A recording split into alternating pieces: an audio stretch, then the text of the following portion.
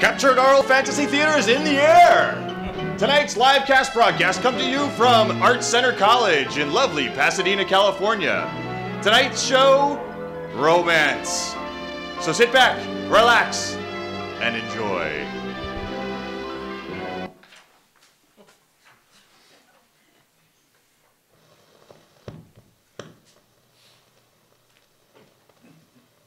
In this comic book is a love story, a boy and girl in love. They get married, and after an offensively lurid description, illustrated, of course, of the couple's wedding night, the book shows how the bride murders her husband by chopping his head off with an axe. This comic book describes a sexual aberration so shocking that I couldn't mention even the scientific terms on television. I think there ought to be a law against them. Tonight I'm going to show you why.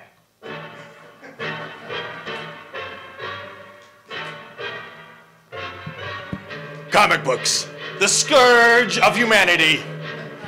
Welcome tonight to Captured Aural Phantasy Theater's show at ArtCenter College. Tonight we celebrate love, because it's Valentine's week. Why not? How about a little round of applause for that guy? By the way, that clip came from a 1955 television show called Confidential Report, and it was directed by Irvin Kershner. Anybody know another movie he directed? 1980? The Empire Strikes Back. Exactly, that guy. So yes, tonight we present to you Love Comics. We're going to go through several different examples of the genre. That's kind of what we do as Captured Aural Phantasy Theater, is we bring old comics a modern voice. But let's start at the beginning, shall we? Put these over here. So, love comics, romance comics started off as a genre, as sort of an offshoot of these little teenage comics that were coming out during World War II. Any of you guys see any old any movies from the sort of early to mid 40s, like Mickey Rooney, Judy Garland? Anyway, teenage movies were a thing at the time, and so of course comic books, as a great mass media, decided to take it up. So Archie comics came out around 1940, and they actually were preceded by Pep Comics. Archie started in there. And they all kind of came out of these true confession magazines that were really hot at the time. Right after World War II, in 1947, two comic book creators, Jack Kirby and Joe Simon. Jack Kirby, anybody know that name? You guys are all students, right? Write down Jack Kirby and look it up. Go to the library, actually. Jack Kirby, yeah, just fantastic artist, fantastic creator, created Captain America and tons of other stuff, and had a long career from the 30s all the way through until he passed away in the 90s. Anyway, the very first romance comic came out in 1947, Young Romance #1. And these two creators, Kirby and Simon, had come back from World War II. And at the time, right after the war, one of the largest growing comic book audiences were adults. And they were looking around at what was going on at the time, and these hot, true confession magazines were big. And so they thought, wait a minute, there's this emerging genre of teen comics, but this sort of true confession romance story thing going on. Let's merge these things together and start a new genre called romance comics. And they were an immediate big hit. They were succeeded by these two. Actually, this was My Life and My Romance. This is the second romance comic ever and the third romance title ever. Everybody got on board this trend. The comics were somewhat salacious, lurid, but also kind of dealt with adult themes because the reading audience were mostly adults. And because of this genre, by around 1950, nearly half of all the adult comic readers were women. Sort of a height of women reading comics that today hasn't been met. Of course, every single publisher got in the mix. This is EC Comics' foray. Modern Love #1 came out in 1949. EC Comics is sort of the golden child, I think, of that golden age of comic books. They were an independent publisher who had some of the greatest success, the greatest artists, the greatest writers. But they had kind of undergone this change in around 1947, where the reluctant son of the founder of the company kind of took over because his dad passed away suddenly. And he and his writer pal were looking around for ideas. What are we going to do next? And they looked at what Kirby and Simon were doing. They're like, maybe we should get into love comics. So they actually changed the title of one of their other comics to Modern Love. Right around this time in 1949, tons of romance comics started to sprout up. We had things like My Secret Marriage. Who wouldn't want to read about My Secret Marriage? Or Sweethearts, or Negro romance. Every single different niche market was being served by the romance comic audience. And you'll notice, too, the covers kind of flipped around from being photographs to illustrations. Everything on the inside it was all illustrated, but sometimes the photographs sold. With Sweethearts especially, nothing says love than a guy dressed as a clown. Sweethearts Comics actually was the first monthly romance comics that came out around 1949 also. Next. An interesting thing about the romance genre is that a lot of women illustrators at the time came to the fore. Not always and not prevalent, but sometimes. These two covers are two of the biggest sort of names of woman Golden Age illustrators. It's Lily Renee and Ruth Atkinson. They both worked for these two publishing companies, and this is an example of their work. But probably the most prolific team in the romance genre was Dana Dutch, writer, and Matt Baker, illustrator. And Dana Dutch himself was a novelist and wrote all the way up through the 80s, I think. Kind of did romance novels and all kinds of other things. But he was the prime writer on a lot of the romance stories. And his sort of counterpart illustrator was Matt Baker. They collaborated constantly. These are two of their examples. Pictorial Romances and Diary Secrets. And the romance genre actually had a lot of staying power. Its height was definitely 1950. Because right in 1950, what came out? The horror comic genre, which kind of took over and just was the prime mover of sales for the first few years of the 50s. But the romance genre continued. It got kind of neutered like everything else in 1955 with the Comics Code Authority, actually 54. But it lasted all the way until the mid-70s, and you'll see things kind of changed a little bit. You've got Career Girl Romances. This is a cover from 1972. It's kind of pre-disco-y kind of thing. But oddly enough, the plots were really the same. The plots! Let's talk about the plots. Plots of romance. The romance genre, in my own research, can be boiled down to 3 plot lines. It's really one plot line that has 2 little offsets to it. Number 1, girl meets nice boy but wants bad boy and/or a lot of money. Girl gets heartbroken with bad boy but goes back to the nice boy who may or may not have money by that point also, and they live happily ever after.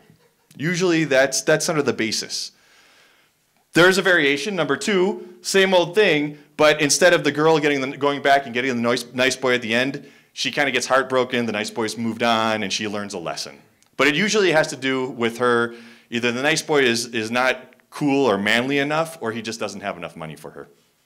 Third, little variation on this, girl wants a future and her own career. But nice boy says, no, you got to settle down. That's what you should be doing. She says, no, I'm going to focus on my career. But then at the end, she learns the error of her ways and gets married and throws away her career. So if you want success in the romance genre, I just gave you the keys to the kingdom. We will be performing and going through 4 stories tonight, and I challenge you to figure out if it's plot 1, plot 2, or plot 3. You will see all of them. And that's Plots of Romance. Thank you. Thank you. It's a totally unrehearsed history bit. But of course, I leave you with the most sort of notorious romance comic cover of all time, Teenage Romances, 10 cents. You'll never get them back, and that little cheat will do anything for Dick. And yes, we will be featuring that story tonight. So let's just get away from the history lesson. I know this is school. School's over, everybody. Take notes throughout this, please. But enjoy yourself. Give your teacher a hard time. Tell him that you're just here for the fun and the snacks. And enjoy the rest of Captured Aural Phantasy Theater.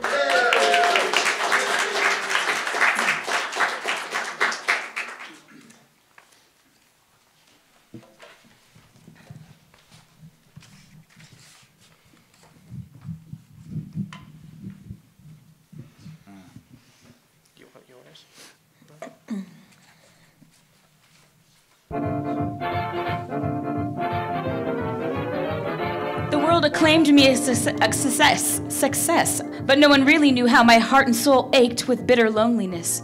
Yes, I had a career. I was famous and envied, but I was too busy for love. She sure is terrific. I could just stand here and look at her all night. Oh, how I wish I could be Melody Turner. Ever since childhood, I wanted to be a musician.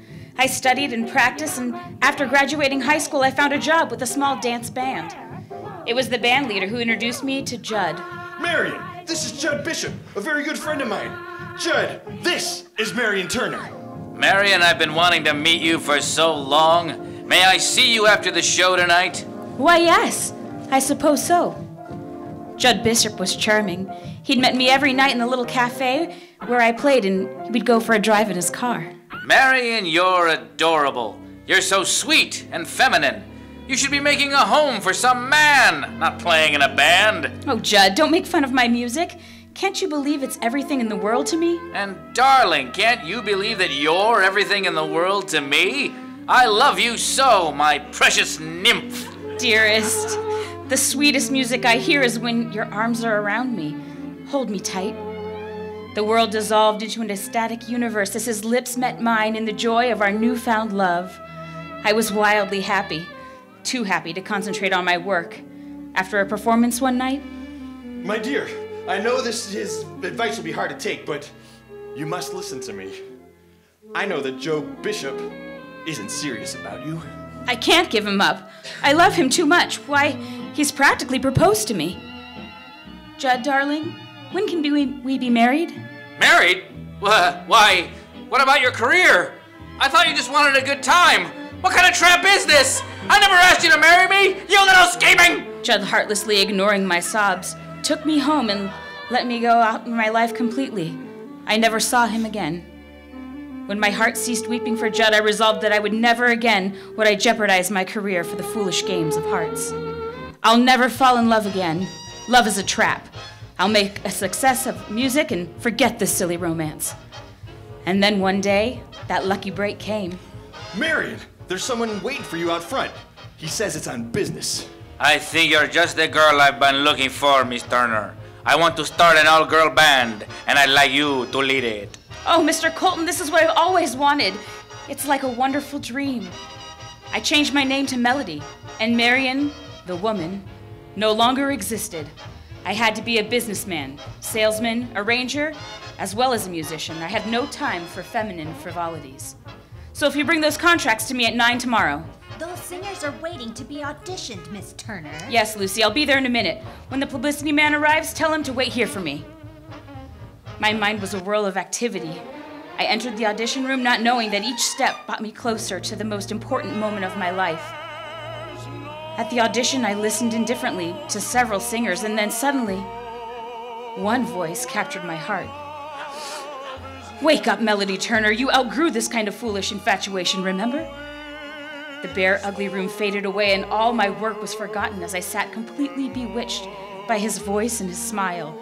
It was so easy to pretend that he was singing this love song to me alone. It seemed I couldn't stay there a minute longer. I hardly realized what I was saying as, trembling, I ran from the room. All right, Mr. Bailey, you're hired. Rehearsal at 9 tomorrow morning. Hey, Melody, how about eating lunch with me today?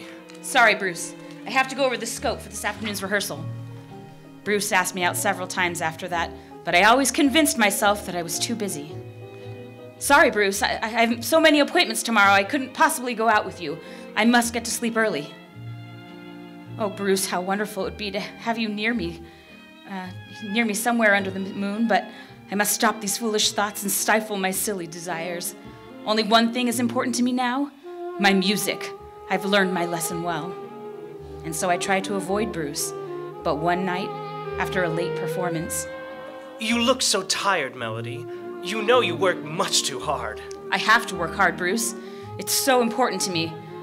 But I guess I am pretty tired. My foolish body, aching for his embrace, betrayed me, and suddenly I was in his arms. Oh, darling, I love you so. I've loved you from the first moment I saw you.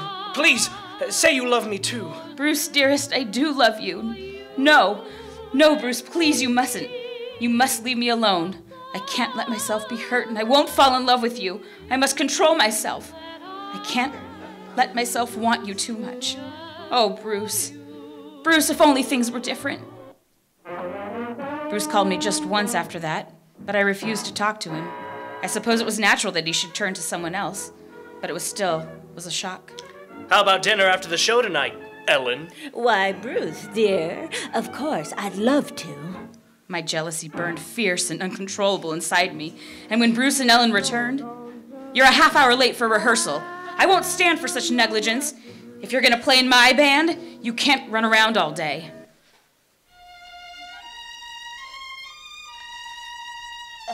Oh, yes, Miss Turner. No, take it again, from the second course, Bruce. You're off key. Evidently singing and late hours don't mix. Oh, and Ellen, please come to my office after rehearsal. Yes, Miss Turner. I demand perfection from my musicians, Ellen, and if you haven't been playing well so lately, so I think it would be a good idea if you just stop running around and dancing all night with Bruce. Well, of all the nerve. There's nothing wrong with my playing. You're jealous. You can't have him, so you won't let me. You're vicious. Get out of here. You can't talk to me like that. You're fired. Lucy, send Bruce Bailey in here, at once. I fired Ellen, Bruce.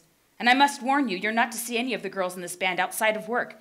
I just can't have you keeping them out every evening and missing rehearsals. If you ignore me, I'll fire you, too. You can't fire me. I'm too valuable to the band now. Why, most of the customers come just to hear me. You'll find out how important you are, Mr. Bailey. You haven't got a heart, Melody. You're just a machine. You couldn't possibly understand that the girls are human and want to have some fun. And I'm human, too. With you, it's just work, work, work. His words rang in my ear. As he slammed the door, it seemed as if my heart broke and my body shook with sobs. Oh, Bruce. Bruce, please come back. I didn't mean it. The days following our quarrel were sure agony. My heart and soul ached for Bruce, but he ignored me completely. And my work suffered too. I knew I couldn't go on much longer, but what else was there to do?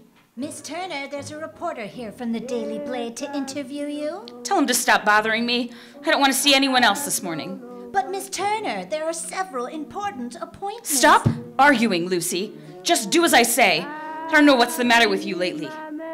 I knew it wasn't Lucy's fault, but I was blaming everyone else for my own bad temper. Jean, for heaven's sake, stop that awful noise. I never knew a saxophone could sound so horrible. Are you supposed to be a musician? Maybe everyone else is afraid of you, Melody Turner. I'm not. You're just a vicious, spiteful woman because you can't have the man you love. How dare you, you little... Come back here. I'll show you who's boss. Let go of me! What's going on? Look out! Melody! Melody, darling! Bruce! Bruce! Oh! Don't worry, sweet. You're in my arms now, and you'll never get away again. Oh, darling, I do love you. How stupid I was to try and fight it. Your love songs are all the music I ever wanted to hear. Melody, no. Marion. Marion, darling. You'll never be Melody Turner again. When he called me Marion, all the years of loneliness and heartbreak were gone, and I became a woman again. Love and in love forever. The end.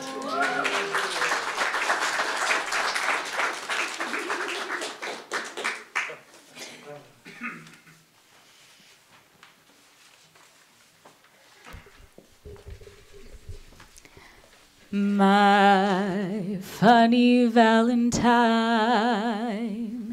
sweet comic Valentine, you make me smile with my heart. Your looks are laughable, unphotographable, yet you're my favorite work of art. Is your figure less than Greek? Is your mouth a little weak? When you open it to speak, are you smart? But don't change a hair for me, not if you care for me. Stay, little Valentine, stay. Each day is Valentine's Day.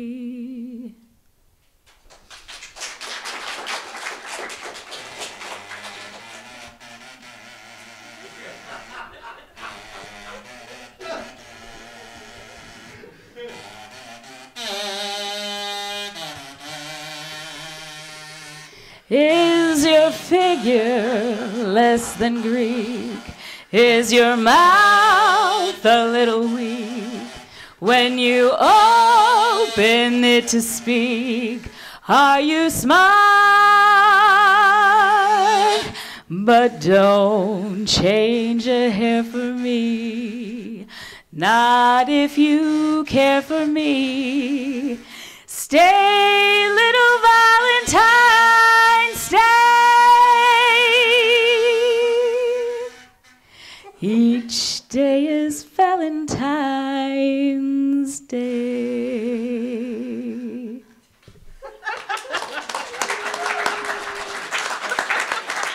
Laurel, everyone. Happy Valentine's Day this week. That first story was actually an EC Comics story from Modern Love #5, and I just wanted to say that we are the only group in the world with the rights to perform all of the EC Comics catalog live on stage. So we've got permission from the publisher's grandson, the guy who started the company, to be able to do all of them. And that includes Tales from the Crypt comics, and Vault of Horror comics, and Weird Science, which we're going to bring back later today. And yeah, I think what? Oh, sorry, I got distracted for a second. So yes, that was Laurel singing and some schlub on the trumpets. I hope you enjoyed that. Our next show will be Friday on Valentine's night, and it'll be at the Natural History Museum in downtown LA. They are doing a Natural History of Horror exhibit, and Friday night's show is themed around The Creature from the Black Lagoon, because that's really a love story. So we will be doing Love Monster Comics in the Mammal Hall of the Natural History Museum. So come on. All right, moving right along. Who wants to see another one of these romance stories performed for you live? So now, I showed you the three main sort of plots of the romance genre. Another sort of subplot, the career that is most likely that the women will have is something in the entertainment business. So music, the first story. This one takes place in Hollywood, California.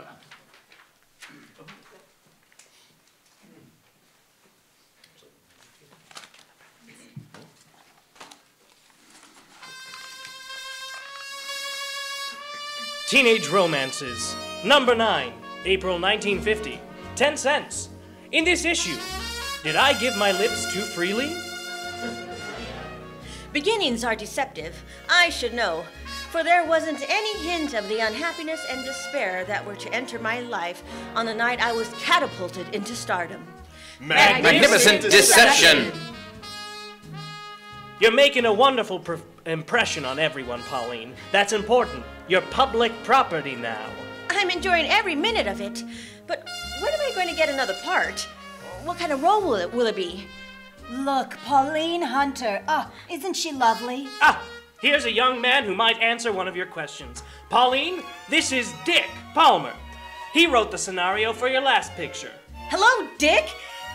Tell me, what What am I going to be this time? Scullery maid or princess? Well, now, today is Wednesday. By Friday at lunchtime, I should know myself. How about it? Trapped. But my curiosity is greater than my better judgment. It's a date. Good. Over coffee, I'll reveal your past, present, and future in 90 minutes of film. Dick and I were together constantly after that first date. Eagerly, I followed the progress of the story as day by day Dick unfolded it to me. Finally, it was finished. Oh, it's a beautiful story, Dick. I can't wait until cameras begin to roll. I'm glad you like it, but in a way, I'm sorry it's finished. Sorry? But why should you be so sorry? Well, it means the end of lunches at Gino's and drives like this. It means the end of seeing you every day. Or hadn't you thought about that? You sound as if it was a permanent parting, Dick. It's not. The picture will end and we will see each other again. Yes, I know, but darling, I want to be the first to look at you in the morning and the last to see you at night. Startled, I gazed up into the intense, eager face of a man deeply in love. I realized that I had never counted on love.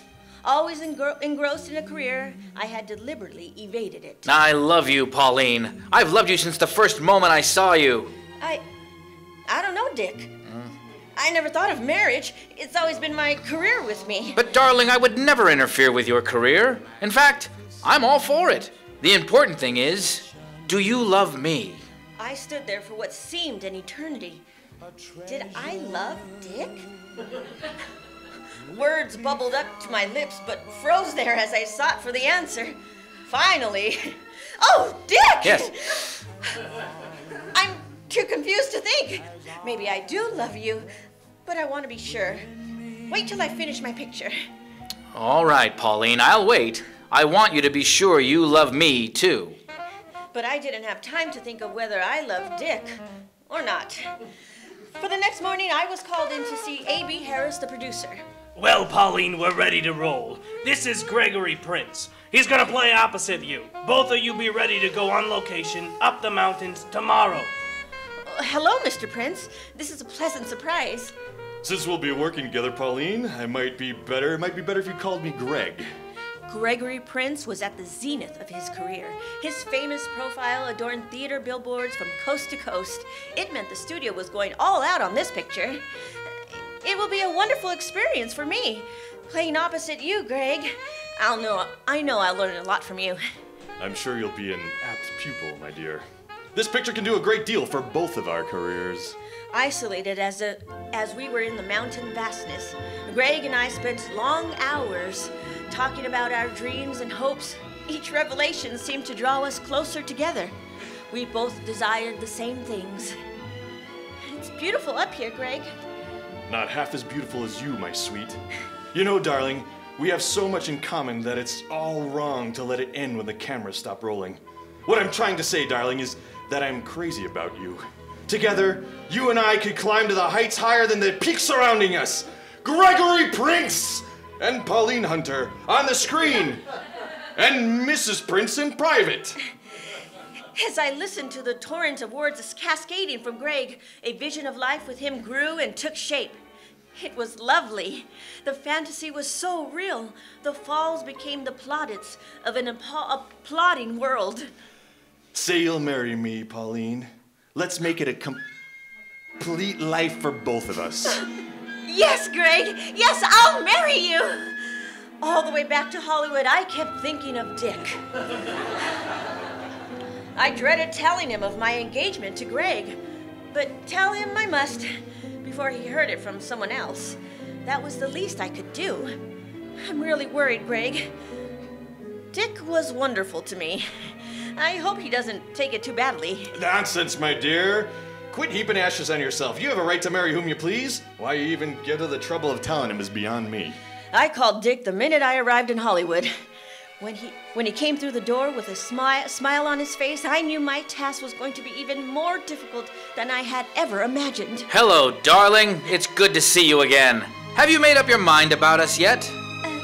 There's something I must tell you.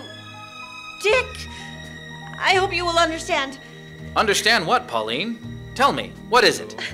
Dick, I'm going to marry Gregory Prince. Greg Prince? Well, that must have been a tough decision. Of course, marrying that pompous ham won't hurt your career, yet. What are you talking about? What do you mean? I mean, I think you've become obsessed with the idea of being a great star. Greg happens to go with that idea, but heaven help you if his love for you ever needs testing. Dick, please. Dick's bitterness upset me greatly. His heated accusations and warning echoed again in my mind. For the first time, I began to question my decision. Have I let my career overrule my heart? Is it Greg I love or Dick? No, it's Greg. I'm just lucky to have the love of a man who can help me in my career. Good morning, Miss Hunter. Do you want me to saddle a Blackie or Princess? Oh, good morning, George. Saddle Blackie, please. As I galloped off, the vague uncertainties besetting me returned. The measured pounding of the horse's hooves beat out a rhythmic chorus.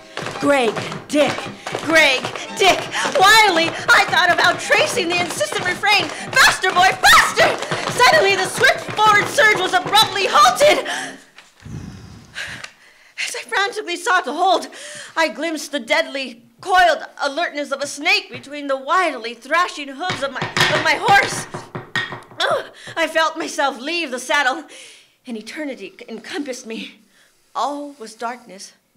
When I awoke, it was in the cool, antiseptic whiteness of a hospital room. What happened?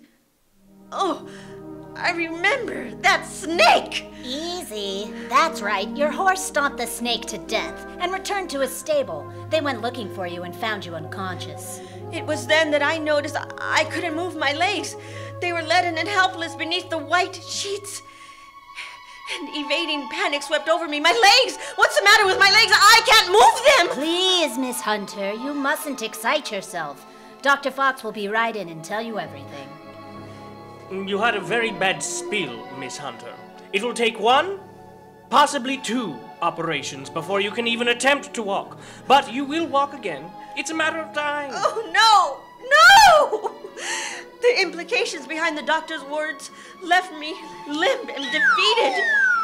Was this the end of my career? But then the picture of Greg welled up before my eyes. At least I wouldn't be alone in my battle to recover. I have you, my love. I can count on you helping me see this through. Someone to see you, Miss Hunter. I just saw the doctor, Pauline. He tells me you can't walk. Is that true? Greg, I was just thinking of you. Yes, Greg. But I'll be able to walk again after the operation. But good heavens, Pauline, that may take months. And you can't afford that in this business. The public, the studio, everyone will have forgotten you by then. Greg's blunt summing up voiced my own inner doubts about my future in pictures. But this wasn't what I had expected from the man I was to marry. Then I suddenly knew he was seeking to free himself from me. They will have forgotten me by then, Greg. Does this make any difference between us? Well, you know how it is in pictures. You have to keep in the public eye. Once you drop out of circulation, they sort of forget all about you. I understand, Greg. I wouldn't want to stand in your way or be a burden on you. Thanks, Pauline. I knew you'd understand. I'll try to get out to see you once in a while. Oops! I just heard of your accident, Pauline. I'm terribly sorry. Is there anything I can do? No, Dick? There isn't anything you can do. I keep thinking that this is just a scene in one of my pictures and then at any moment now the director will say cut. Then this nightmare would be over. But that's impossible. It's really happening. It was dusk when Dick left. And as I lay there in the semi-gloom of my room, I thought of his bitter prophecy about Greg and how it had come true. I realized, too, that it wasn't love that had prompted me to accept Greg's proposal. What a fool I've been. It was Dick I really loved. Now it's too late. I can't stand having him pity me. I had my operation. It was a success, they said, but I still couldn't walk. I didn't care whether I ever walked. I looked upon my legs as the very symbol of my shattered dreams. Please try, Miss Hunter. Try to move your legs a little. I can't. I tell you, I just can't. I don't care if I ever walk. I don't care. You're a friend of Miss Hunter's, Mr. Palmer. Perhaps you can tell me what's on her mind. She'll never walk if she doesn't snap out of it. I think I know, Doctor, but I don't know the answer. Unless... I think I have it, Doctor. If she had to worry about someone else, it might help her forget her own troubles long enough to get well. Dick visited me every day. We would talk for hours, trying to draw me into conversation, trying to shake me out of my lethargy. Then, one day I noticed he was strangely silent. What's the matter, Dick? You don't seem to have much to say today. Worried, I guess, Pauline. The studio isn't satisfied with my work lately.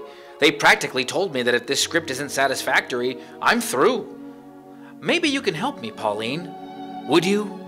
You know I would, Dick. There's nothing I'd rather do. But how can I help you? Quickly, Dick launched into the story that he was working on. I listened attentively, for one broken career was enough. Dick must make good. So there you have it, Pauline. Maybe between us, we can come up with the right answer. Oh, I'll try, Dick. I hope I can help. Each day we went over the story, again and again, revisiting here, rejecting there. Gradually, it began to take shape, and as we worked, my own troubles receded into the past. Dick, do you think the story has improved any? It's much better.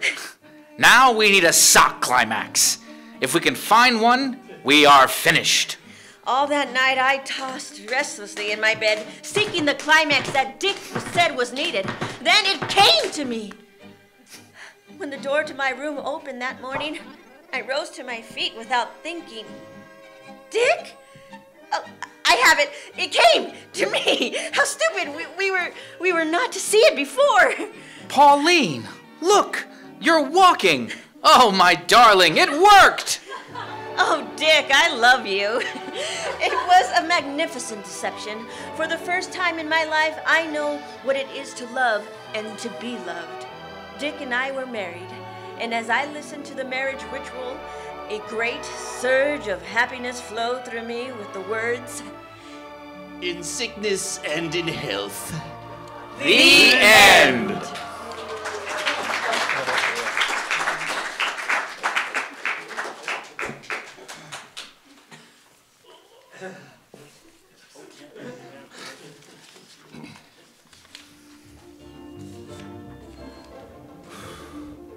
Love for every heart. Dear Lonely Hearts, number 7, August 1952, 10 cents. Girls, are you having love problems? My advice in this issue may be the answer you're looking for. Continue. Dear Mildred, I'm a girl of 16 and in high school. I like a boy who's an Italian and wonderful. We like each other very much, and he wants me to go study with him. But my father disapproves very much of Italians. I have been out with this boy quite often, but always behind my father's back. Should I go on doing what I have, or what can I do? As I said before, my father is very strict about going out with Italian boys. Can you help me? J.R. Homer, New York. 2 wrongs never make a right, my dear, and sneaking around is not the answer to your problems. If this boy is as fine and good as you say he is, there is no reason why you shouldn't be permitted to obey him openly and honestly. You might remind your father, that is, that this is America you're living in, where all men are created equal. There is no room here for prejudice or discrimination based on race, religion, or creed. Those are the principles for which American GIs, like myself, have fought and died all over the globe. Next. Dear Miss Norton, I am 17 years old. I am in love with a boy 22 years old. He was married and is divorced. I know he is in love with me, but he is a very heavy drinker. Would you please give me your advice on whether or not I should marry him? ML, New York State. How foolish can you be, young lady? The boy's drinking alone is enough to make a wretched matrimonial prospect. It probably accounts, too, for his inability to make a success of his first marriage. The 2 things together certainly bode no good for any future you might have with him. The sooner you end the relationship, the less heartache you're likely to have. Next. Dear Miss Norton, I have been going steady with Bob for 4 months. Recently, he started talking about the boys, and always a lot, and always wants me to be with them. I'm worried. Do you think he wants to break it off with me? What should I do? CB, Pasadena, California. Apparently he is getting restive. Perhaps you expect too much of his time and attention and that he feels all hemmed in. Ease up a bit, and above all, don't nag him about it. Just be yourself and let him rediscover the charm of your company all over again. If you have a problem and need advice, write to Mildred Norton, that's me. Harwell Publications, 500 Fifth Avenue, New York, 36 NY. Thank you.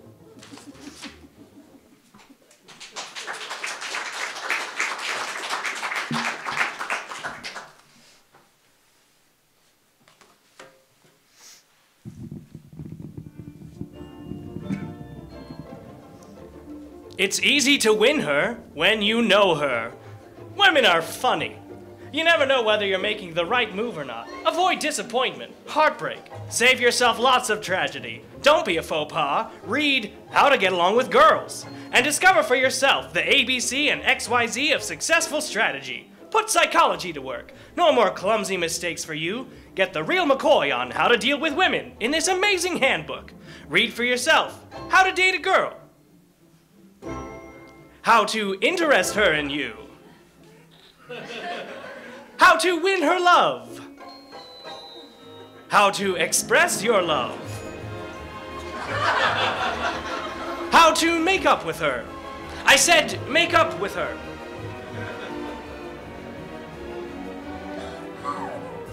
How to have personality. How to look your best. How not to offend.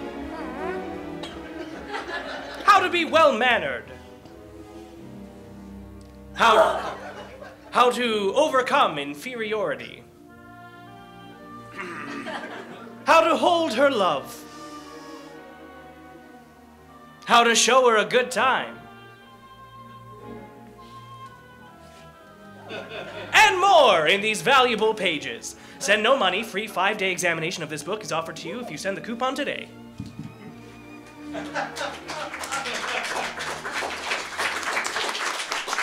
Yes, the Romance Comics World, one-stop shop of love advice. Mildred Norton, that was all for real, word for word, letters that came through, even the Pasadena one. Yes, right here in Pasadena about 60 years ago. So Romance Comics were a wealth of information. It was like the Cosmo at the time. But they also had some mixed messages for their major reading public, namely women, which we'll show you next.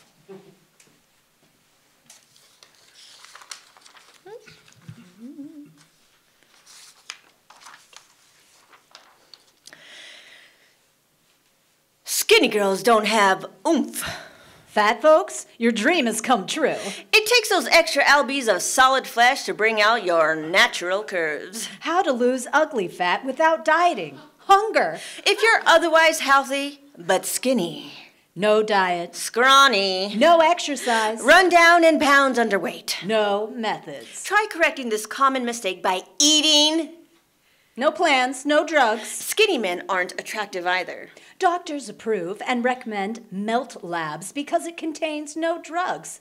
The formula is the discovery of a group of doctors associated with one of New York's leading hospitals. A skinny, scrawny body is no asset in social or business life. Give Numal a chance to build you up. Put firm flesh on ya. Hunger? The fat person's enemy. You can easily add firm, solid flesh, extra alluring pounds that help bring out those natural, eye-catching curves. A simple and easy way is to try the new amazing product called Numal. So at last, the fat person's dream has come true. A way to lose excess fat without dieting, without hunger, without giving up the food she likes.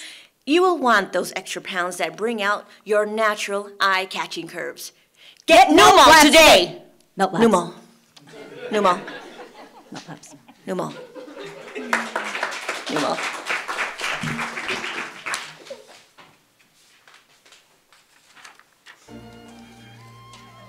About face. Which girl looks more interesting from the rear? The neat one, of course. Most of you realize the importance of a first impression and do what you can to put your best face forward. But don't neglect your back view. Your escort often follows you down an aisle, or his eyes are on you when you leave a room. So about face to your mirror. Think about your walk. You're not a duck. So don't waddle like one. Point your toes straight ahead and hold your head high. I'll have to rush to get to work on time. I guess I'll have to wear the same suit I wore yesterday. That's a big mistake. Your clothes may look all right from the front, but how about the back? If your skirt is wrinkled and has that sat-on look, you are not well groomed. All that's necessary is a quick pressing of your skirt for a fresh appearance. Check your clothes the night before. Must she always look as if she's coming apart at the seams? A blouse has a way of creeping out of your skirt. Be careful of this. It's messy looking. Your hairline is open to many a critical eye. Have your hair trimmed and shaped regularly. But what about the back view? This looks lovely. I'll take it. Yeah, but what about the back view? Look well coming and going? When you buy something from slacks to an evening gown, check your back view. Even your best friend won't tell you, but your mirror will. You know your own figure, so buy carefully and let a mirror be your guide to good grooming.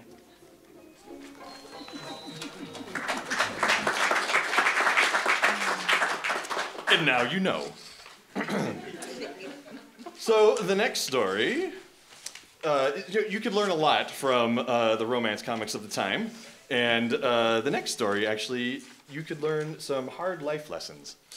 As the romance genre matured, some of the subject matter matured also. And actually, Dana Dutch, the writer who I was talking to you about earlier, wrote this story. And it's illustrated by Matt Baker, who was their team. And it got actually into some issues, as you'll see next. So, Masquerade Marriage.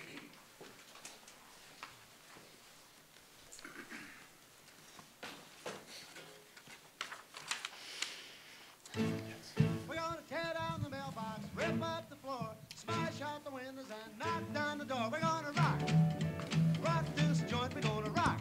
Teenage Temptations, number 8, St. John Publishing, 1954, 10 cents. Masquerade Marriage. Everything's sure jumping here tonight. Listen to that crazy music. Yeah, but a lot of good it does on the outside looking in. I'd give my eye teeth for a date who'd take me inside. I used to laugh at Mom and Dad when they warned me about the waterfront boys in Hendersonville. At the age of 16, my girlfriend Jetta and I thought we knew just about all there was to know. Sure, we made a hit with the right boys in town, but we decided they were too tame for us. The trouble started when, instead of going to the local movie or community house dances on Saturday night, Jetta and I began to trek to the waterfront taverns to watch the goings-on. That night was our third visit to the tavern, an innocent beginning to a tragic story. Hi, are you two pigeons dateless? Pigeons, my eye. They look like peacocks to me. Yeah, fluffing our feathers on the outdoor dance floor. The one inside's more fun. How about it? We knew Bob and Harry were part of that waterfront crowd. They were nice-looking boys, and at that night, an answer to two lonely maidens' prayers. Before long, we were inside jumping to the beat of a half-crocked band. Like it, sugar? It's terrific. Absolutely mad. Jetta and I didn't have much experience in drinking or smoking, but that night, we tried both. With Bob and Harry egging us on in a good-natured way. Come on, drag! Can't keep a fire going without fanning it. During the floor show, the lights went low and couples started necking. No inhibitions here, yet check 'em at the door. What's the matter? Scared? Not when I'm with you. Atta girl. But I was scared when I looked at the clock and noticed it was almost 1:30. But Harry and Bob were swell. They insisted on driving us home and didn't write us a bit about strict parents or Cinderella deadlines. Don't worry, honey. You'll be home in 2 shakes. We gotta play it straight so everything will be okay for the next time. When I found out there was going to be a next time, I forgot my guilty feeling in deceiving Mom and Dad. Mom was waiting up for me, so I made up some flimsy excuse. Sorry, Mom. I didn't realize it was late. We met the history professor and his wife in the diner and sat chewing the rag. All right, dear. You better hurry to bed now. It was all so easy. Too easy. Because Mom trusted me. Jetta fared as well as I did, and for the next few days we spent most of the time rehashing Saturday night. Do you really think we'll see them again? I hope so. I'll go for Bob, and Harry's nice too. They weren't a bit fresh, but they knew the ropes. That afternoon, as we were walking home from school, they drove up beside us. Hey, babes, how about a ride? Okay, Bob! We drove down to the fishing pier and picked up some hot dogs and beer. We thought we might see you last night. We were on the night shift at the factory this month. It's been a busy season. Give us a chance to make some dough. Oh, we didn't know you worked. How old are you, Harry? Voting age? And Bob tops me by 1 year. 1 year. At six, the boys drove us to a corner a few blocks from our homes. We never told them not to take us to the door, but it seemed to be mutually understood. Gosh, it's almost dinner time. What's the excuse today? We were at the library studying, obviously. For a matter of fact, I think the library is going to see a lot more of us from now on. Aren't we lucky, Jetta? And just think, they're over 20. They work, have a car, everything. It's perfect. After that, we saw Harry and Bob almost every afternoon. Sometimes we take in a show. More often, we just drive to the lake and park. The very sight of Bob made me more hungry for his kisses each day. But these afternoon dates are too short with Harry and Jetta always along. I wish we could be alone once in a while. I found out later Bob felt the same way. We met them Saturday night and went to the tavern. This being so close to you and not being able to kiss you is killing me. How about striking out on our own for a while? Oh, yes, darling. When we got outside, I responded passionately to Bob's kiss. Soon we were lying on the ground, our feverish emotions straining for fulfillment. I got a hold of myself in the nick of time. Bob! Stop! I think we should go back now. Please, darling, you know I love you. Oh. Bob's words. They were words. They're persuasive, very persuasive. Yeah, right. But something told me to play it smart. This was the time to say no. I love you too, Bob. You know I do, but I don't want you to be so serious unless we're married. Well, if that's how you feel, we better stop horsing around. Come on, I'll take you inside. When we got back, I made a dash for the powder room. Jetta was there. She looked as though she needed a lot of repair work too. What happened, Pat? You look as though you've been caught in a hair raid. Oh, Jetta! I love Bob so. Now, maybe I've lost him. We better be careful. I don't want to go through what Janet Markey did. And I don't think you'd want to either. From now on, we better keep it a foursome. I know Jetta was right. But when I didn't see or hear from Bob for 3 days, I was sick thinking I'd lost out. You've been moping around like that every evening this week. What's wrong with you? Nothing. See where one of those waterfront boys got in trouble again? Fred and I's robbed meat market. Big proprietor with blackjack. Young hoodlum. That's just 1 out of 100. There might be a lot of nice boys in the waterfront section. Well, just don't let me catch you with one of them. Every week it's a theft or an assault, and always one of them roughnecks. I knew there was no percentage in arguing with Dad about the waterfront boys, and the way things looked at that moment, I'd probably never be dating one again.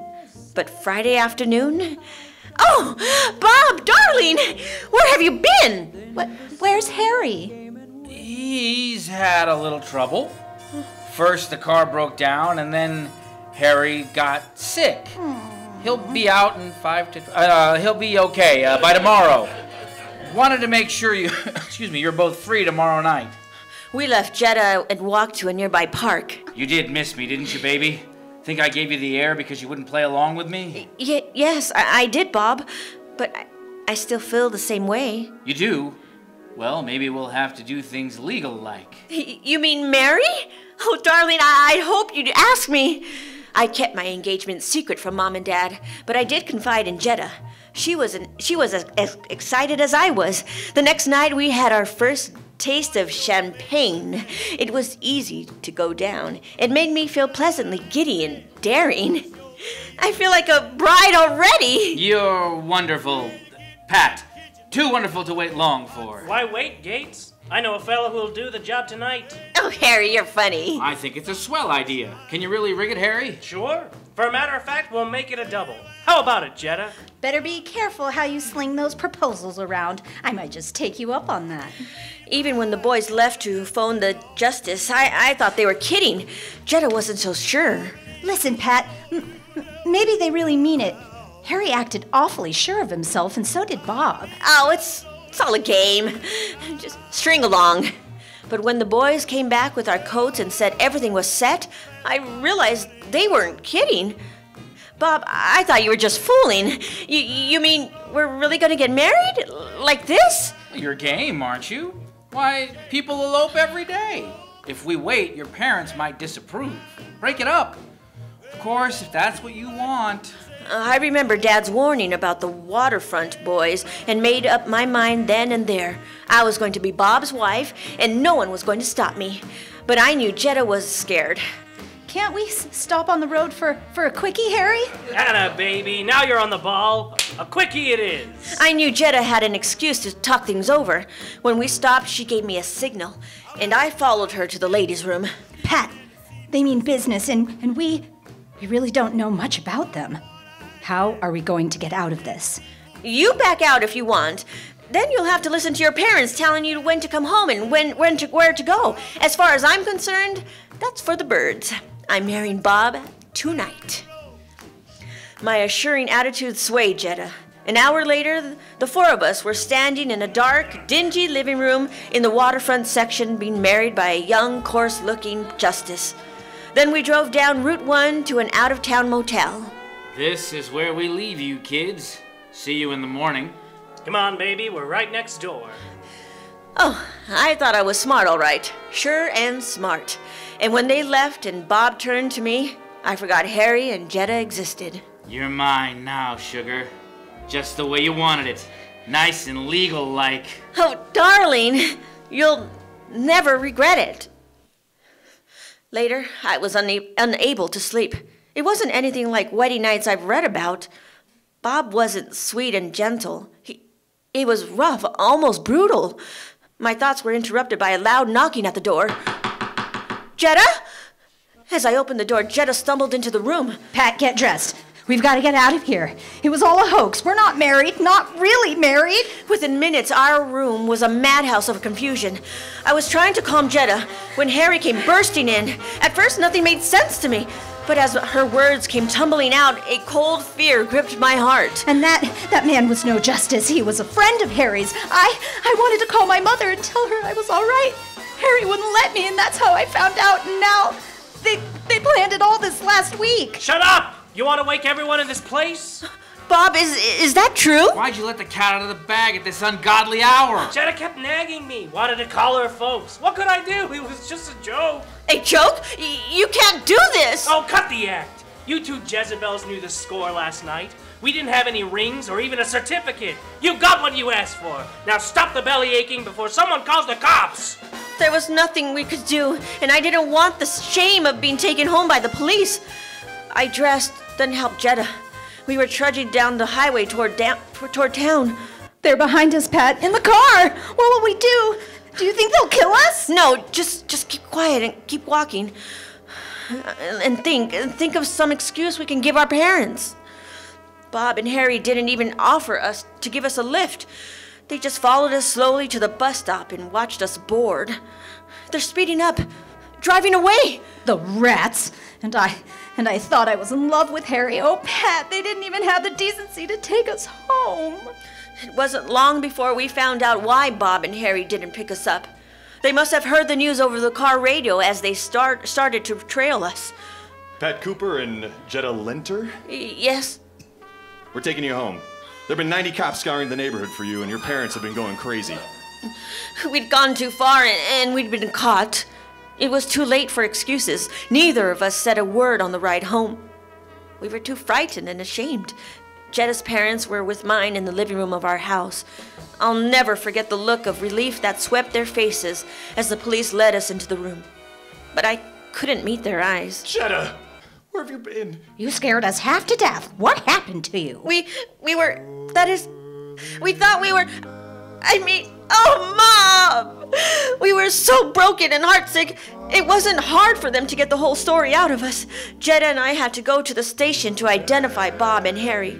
Both had petty theft records, and to make matters worse, they tried to put the blame on us. We didn't want to do it. It was their idea. We just played along. Ask Harry here. Bob and Harry were given a 10-month prison sentence. Jetta and I still the talk of Hendersonville. None of the nice fellows ever ask us for a date now. It's going to take a kind of different teamwork to earn their respect again, because when we threw away in a moment of madness isn't easily won back. The end.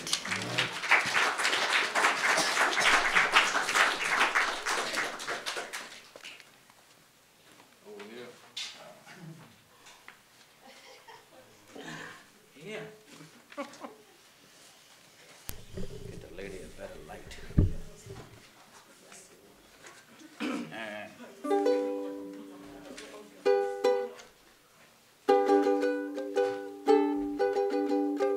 I know you belong to somebody new, but tonight you belong to me.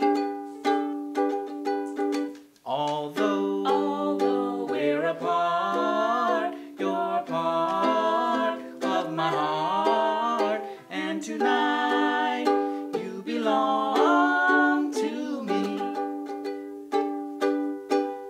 Way down by the stream, how sweet it would seem once more just to dream in the moonlight. My honey, I know with the dawn that you will be gone, but tonight you belong to me, just a little old me.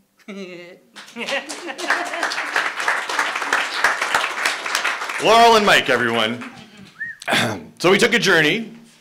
Jetta and Pat didn't get any justice. And as you can see, the romance comics, even the ads, reflected some of the inconsistencies and very strange mores at the time, 60 or 70 years ago. But remember that little comic book publisher I was talking to you about, EC Comics? Well, they persisted. And towards the around 1951, 52, the romance comics were still out there, but horror had taken over. And EC Comics was at the vanguard of that. Readership in romance comics started to decline in the early 50s. Again, they lasted all the way to the early 70s. They made a valiant effort for another 15 years. But as horror kind of came into the vogue, and then science fiction comics, the publishers started to incorporate some of the tropes of love and romance into horror and science fiction. So to sort of round out the evening tonight, which I hope you're having a good time. You're taking a lot of notes, I hope? This is school, remember. We're going to present to you a Weird Science comic from EC Comics, from Weird Science number 10, that kind of shows how these genres were starting to mash up in the early 50s, right before the man came down with the Comics Code.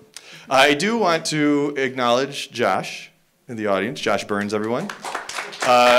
Josh and his brother Tommy run the EC Fan Addict Club, the international club of people who are fans of EC Comics. And how many followers do you have now? 9,000 or something crazy? I think we're only 6,000. Turn it around, it's a 9. That's good enough.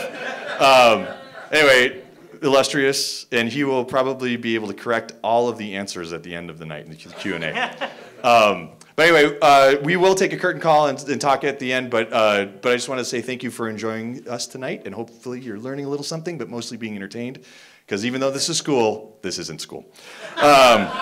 So, to round out the evening and take romance comics of the mid-century around to sci-fi, we bring to you Transformation Completed.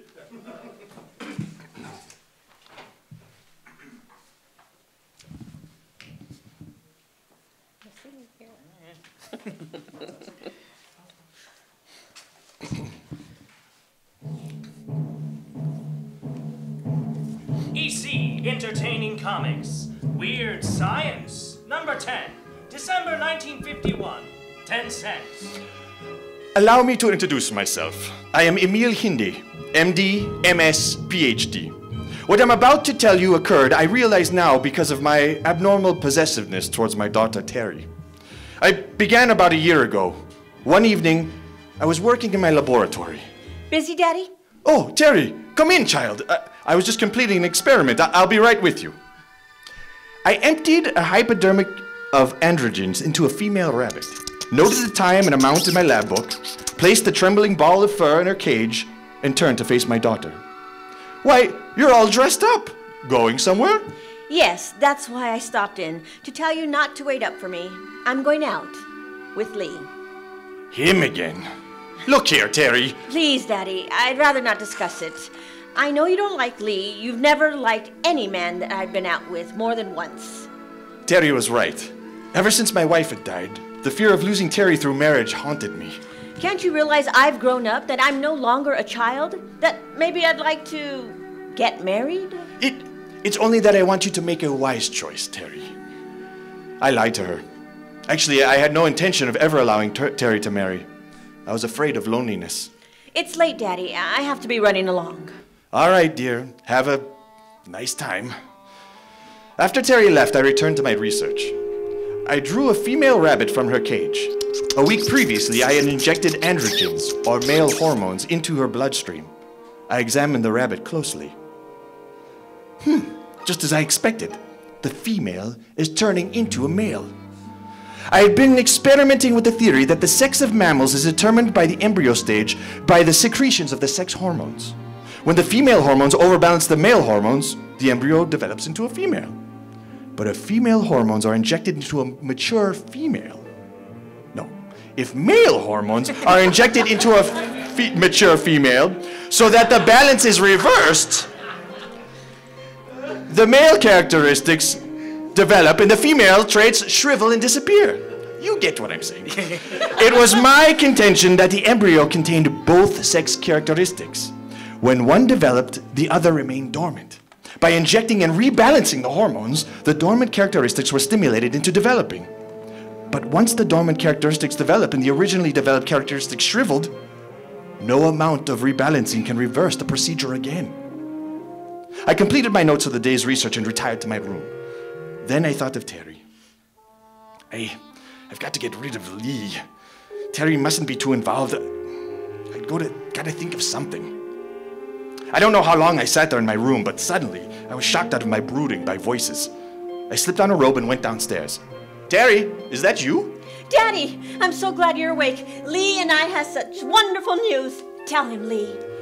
Well, sir? Lee's words lashed at me like a stinging whip. I've asked your daughter to marry me. And I've consented. Well, I'm very pleased. Congratulations, both of you. I turned away. I didn't want Terry to sense my anger. Icy fingers gripped my spine. I saw myself alone in this big house. Suddenly, chew. God bless you, Lee. Oh, dear, you are catching a cold. That's the 4th time you've sneezed tonight. Daddy, could you do something for Lee? Why, yes. I could give him some penicillin. I turned off to my laboratory. A plan, a desperate plan, was forming in my mind. I'll get some. My, Lee, Daddy must like you. He hasn't practiced medicine for years. Not since he started his research. Once in my laboratory, I put a hypodermic in the sterilizer. Then I reached for a bottle on the shelf. It was marked estrogens, female sex hormones. I filled the hypo with the necessary amount. This will take care of you, young man. It would be rather difficult. No, this is internal dialogue. This will take care of you, young man. It would be rather difficult for you to marry Terry. I could totally. When you've turned into a woman. I returned to the living room and motioned Lee to roll up his sleeves. There. Oh. Now go home and get to bed, take some hot tea and bundle up. See, Lee, Daddy's really worried about his future son-in-law.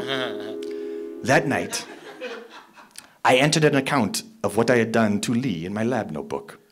The injection I had given him would serve two purposes. One, it would get rid of Lee. And two, it would further my research. Lee was going to be my first human guinea pig. Several nights later, Terry came home crying. Terry, darling, what is it? It's Lee, Daddy. We had a fight. It was over such a silly thing. We were driving home and when I remarked, you certainly shaved close tonight, Lee. Your face feels so smooth. I didn't shave today! I haven't shaved since the last time I saw you! Oh, please, Lee, don't joke. You've always had such a tough beard. You don't believe me? Are you calling me a liar? I told you! And then it developed into an argument. Oh, Daddy, he's angry at me for doubting him. Don't worry, dear. He'll get over it. It was the first sign that the change was beginning to take place. Lee's beard, a secondary male characteristic, had stopped growing. Soon the hairs would die and his skin would become smooth and silky, like a woman's. I noted the fact in my lab book. Then, a week later... Saul!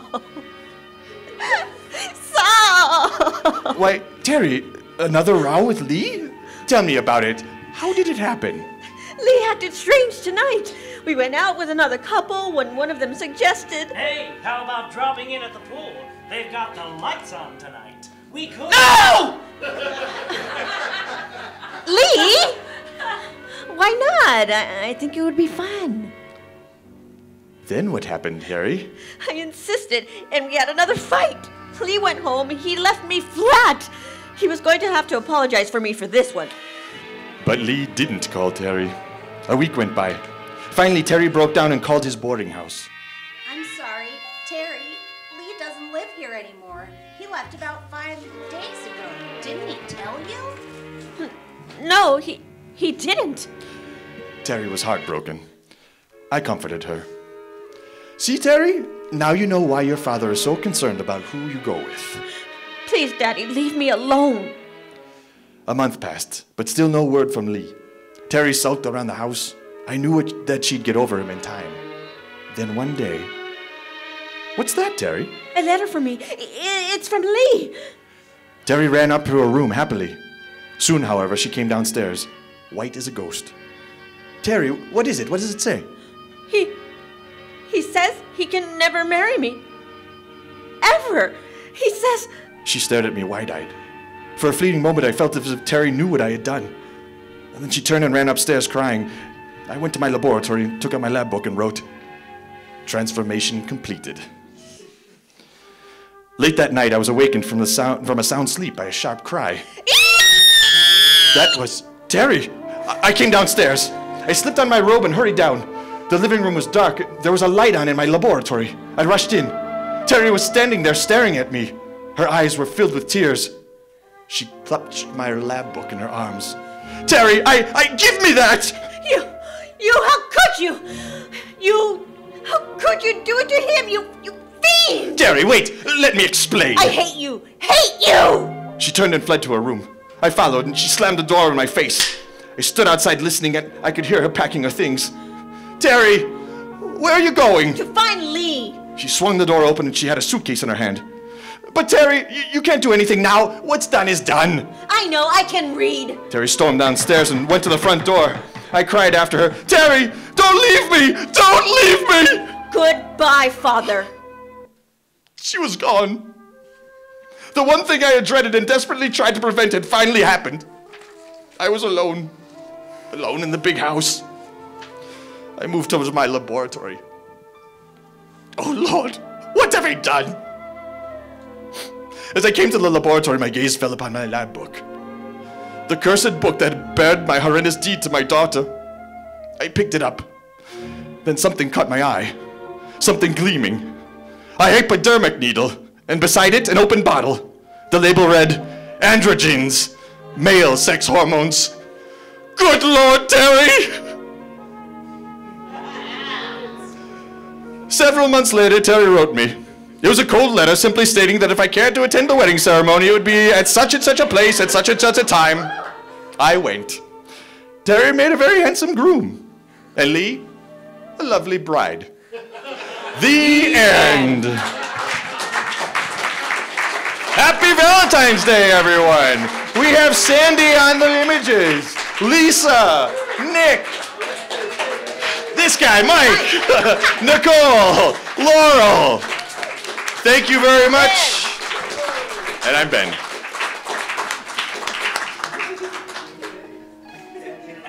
And this guy over here.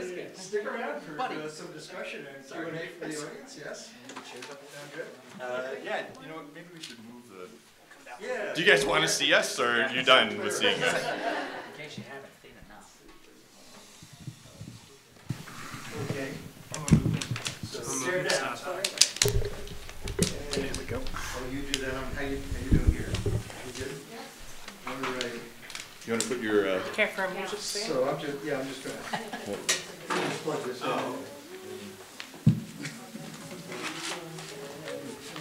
Much better. Like this. Familiar territory. Okay, everybody can see everybody else now.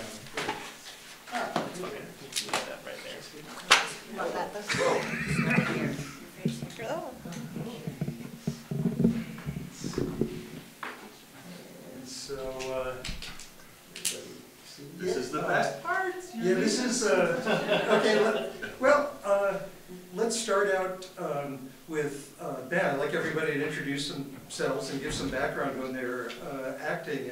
And Ben, you're the elder statesman of Captured Aural Phantasy Theater. Actually, Tomas is the older statesman. I'm Ben Dicko. Started doing this particular Captured Aural Phantasy Theater back in Chicago in the late 90s. It's not my idea. It's a friend of mine who he's pushing 70 now. But he used to do this with his family in living rooms in the 60s with his comic book collection as a teenager. Also named Ben. Also named Ben, exactly. And then sometime in the mid-90s, actually, I got connected and we started doing it in bars in Chicago. And then stopped, moved to LA, started in 2008 here with Mike and Nicole and Laurel as original cast members. And there's quite a few of us who are still around since that time. And otherwise, this is pretty much my entire acting career is doing this. And going down the line, Michael? My name is Michael Uribe. I'm originally from San Jose, California. I'm a theater actor here in LA. This is just about the most fun thing I do. These guys have been putting up with me for 11 years now, and I've learned a lot. You know, obviously there's a lot to learn, yeah, I've never had not had fun doing one of these shows. So, even when he forgets my name. That's why I call him elder statesman. Yeah, it's starting to show. Hi, I'm Nicole Ortega. I'm also a theater actor. That's how I started. And that's also how I met Ben through just another show I did. And we just kind of had mutual friends that kind of somehow found each other in downtown LA. And yeah, this is, I've learned so much from Ben. I didn't know much about comics. Sorry to say, but don't tell me. But I've learned a lot since, I think it's 10 years. I guess 11. It's been since the beginning. Yeah. Since the beginning. I started when I was 15. And, and I've learned a lot about acting from these guys, I have to say.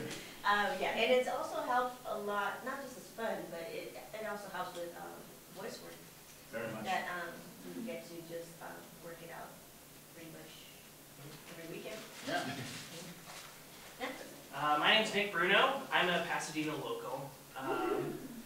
I've been acting around LA for a couple years now. I did some shows with Mike, and he was like, "This seems like the kind of schmuck that goes along with us." So, yeah, so he brought me in, and this was just back in October. Yeah. 2 days ago. Yeah.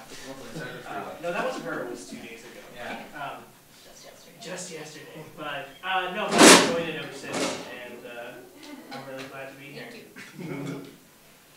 Hi, Lisa McNeely here.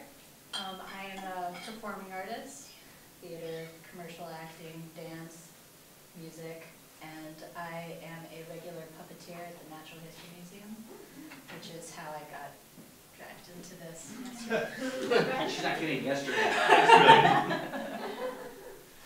And I'm Laurel Dicko. I been part of the crew from the beginning of the LA version, and worked with Lisa at the Natural History Museum, and thought she'd be game for something like this. She seems like thankfully the she kind of was, but yeah, I'm usually just play with the Foley table and sing a couple ditties when I can. Oh, hi. I'm Sandy. I don't perform. I'm the stage manager. I run the slides. I show up about two rehearsals before performance, tell them all what they're doing. Sometimes, mostly it's him, and then I just sit off to the side. So that's where I'm going back to. So yeah, that's something I'd be interested in. I think others would be too, in terms of the whole process.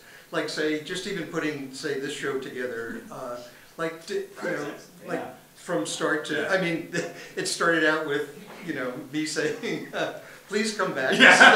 This is their second time, and they were so great the first time. I just had to share you folks again with the people. So, so from there. Yeah, I mean, well, for one thing, thank you guys very much for spending your Monday night here watching us, and thank you, Michael, for inviting us again. It was super nice. This is a prestigious institution for us, so this is great. The process is, I don't even know if there's a process. Or it seems like I'm reinventing the wheel every time. So usually think of a theme first, I guess, or I don't know. Sometimes I just look through comic books and I'm like, this is a great story. This is totally crazy. The Magnificent Deception, the one with all the dicks. Like, you can't, I think that was Dana Dutch also who wrote that. I think that they were saying something through that. At least I think they were saying something. So you read something like that, and you see all the double entendres, and you see how three-dimensional the text is, and you're like, oh, this would work well. So then I think you gather up enough of the same genre, and then we're like, hey, we've got a show for romance, or teenage stuff, or teen angst, or horror, or things like that. So Black Lagoon. or on Friday, The Creature from the Black Lagoon. So now we've gotten to a mature stage where people are requesting stuff, which is great, although it's super hard. So like, hey, why don't you guys do a Creature from the Black Lagoon show? Like, sure. And then I have to read like a ton of sea monster comics to try to find something that is like can work, and you know, because you got to think of like it's not just words, it's images too. And because these are primarily, you know, this is a visual medium in some ways, sometimes it seems like a great story, but when you start performing it, the dialogue is so stunted because everything happens on screen, that then the way that we rehearse these things is we transcribe all the text, and we usually read it without seeing any of the images, just to get the characters a little bit. Really? Yeah, because I think that there's something about the text that opens up some of these stories. It's a kind of a word that we created, performability. Yeah, exactly. Could this act on its own without any images at all? And then we layer on the images on top of that, and then you get a little bit more out of it. You get a little bit more of the character. But it's sometimes the contrast between what you're thinking, what the words are saying, and what the images are saying creates a nice tension and some really great comedy. So anyway, so then we layer on the images and look at the images and make sure that they're working, kind of match up performance sometimes, if we have the time. Sometimes we're doing this the night before. Sometimes. But then then sound effects kind of make themselves known. We kind of figure out what those are going to be, run around and get some very minimal props and stuff like that. And music. Then music, definitely. So the soundtrack. It's fun when male will play a female part. Or sometimes we change it up or just change the Yeah, and that helps too by looking at the text first, is because you kind of wipe away all the expectation really fast. But then then the soundtrack part is really fun, which is trying to. In the very first few, I know this is long-winded. The first few shows that we did. I'm just thinking about how long ago. I know. Sorry. I tried to pick music that wasn't older than the story publication date. So if the story came out in '52, no bit of music was after 1952. That was ridiculous. It was fun for a while, but then like, who has time for this? Then you realize that, wait a minute, putting a soundtrack together is really about highlighting emotion and making comments to the music and stuff like that. So then it kind of became a little bit more of a free-for-all. But still, you know, super fun. I love putting the music together to some of these stories, even more than everything else. And that's the process. That's my process. How about you guys? What's your process? Sorry. We've had people comment on our soundtracks. You know, we've had people come up and say, you know, the marriage of the imagery and the music really enhanced the story, really made the story come alive, and really pop off the page and out of the reading. So the attention is not lost on our audience. I think for us, we trust Ben to know what a show looks like overall, even if he doesn't sometimes. We trust him to know what the show's supposed to look like overall. And when he puts the scripts in front of us and tells us, you know, the theme and what he wants to do, and interstitially what he wants to have in between stories and stuff, we see it. So it's just like, okay, well now, what's our contribution? How do we find the characters, we find the voices, you know, if there's bits visually that we do, that we come up with, you know, we road test stuff. It's like it really is like a regular rehearsal process. Yeah. Well, sometimes we'll workshop a story, maybe once or two times. Yeah. 2 rehearsals, and it may just be cut because it's just, we're not finding it. And it's just not going to work. Or maybe it's just cast-wise, maybe we just don't have enough cast members for how many are, you can't play 5 roles talking to each other for a whole page. Which we've done. It doesn't stop when you stop reading the comic books. People are worried about me now. But they give them a reason. But yeah, it's also just a simple matter of we'll get halfway through reading a story and we're just not feeling it. And we're like, this is thematically right, but this is more, sometimes it's like stuff that we get that's much longer, monologue-y, and not a lot of action happening. And you know, the artwork may be beautiful, but it's just like there isn't really much of a story happening. So we just kind of go, all right, well, 5,000 more minutes came through. So we're lucky in that regard. And this was pretty minimal pop show, Yeah. but we do have more pops than some shows, but Sometimes we not crazy. Not crazy amount. Not anymore. Yeah, and then there's actually putting the images together in addition to syncing them, but you know, how do you go about, you know, having these images, you get the comics and you break down, you know, panel by panel, which ones should be shown and that's all. I mean, it's like editing, like Photoshop time. Photoshop time, totally. I mean, it's hours of photoshopping those panels, and I mean, you saw, especially I think I can't remember which one had a lot of squigglies on top. Yeah, that was because the narration dialogue, it was all balloons, but you kind of go back and forth. Some panels you want to put all the words up there because it's just so ridiculous that holy crap, this really is what was written on the page. That's also the best part too. Is like, who talked like that? But then sometimes it's like that's just too many words. Nobody wants to look at that up on the screen. The images are really just sort of a punch to the action. So I delete those, but I have to cut all those little squiggly lines so that it still looks good. But then it's not every single panel either. So sometimes you get a panel up there for several panels of dialogue, but it's the most interesting one, or the one that gets the idea across the page. Right. And I mean, there was one case, and this was one of the stories where we were kicking around ideas about which 4 to include. And one of them, it's like I had one of those reprints where they really crapped it up. They did the recoloring and all that stuff, And so, I was thinking, no, this isn't, going to work. Oh, yes, it can work. Call on the Burns brothers. And in fact, let's see, because we're going to be going through the 4 stories, and I'd really like, if you would, Josh, to join us up here, possibly. Come on down. Yeah. Oh, yeah, there's a couple. And yeah, let's see. Did Tommy make it? I guess not. I was stuck in traffic trying to get up here from Orange County. There was an accident on the 57. Oh, he texted and said, I don't think it's oh. Okay, so so basically, just we can take it story by story, and if any of you had any comments on any of the stories, either from a performance side or the art side, it's like the first one, Modern Love, the first EC comic, and when you were talking about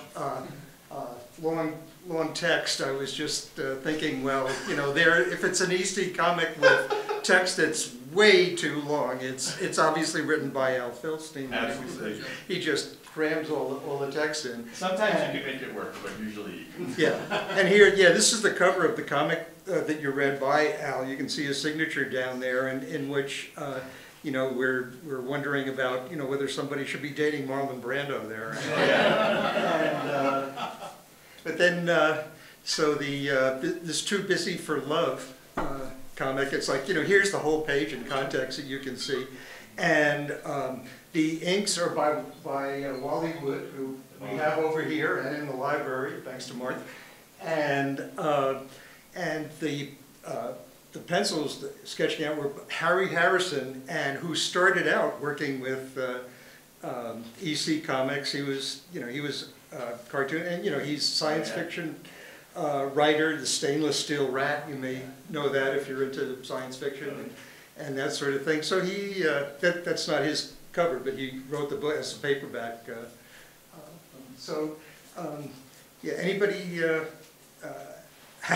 have any thoughts on that whole giving up your career for the love of a man type story?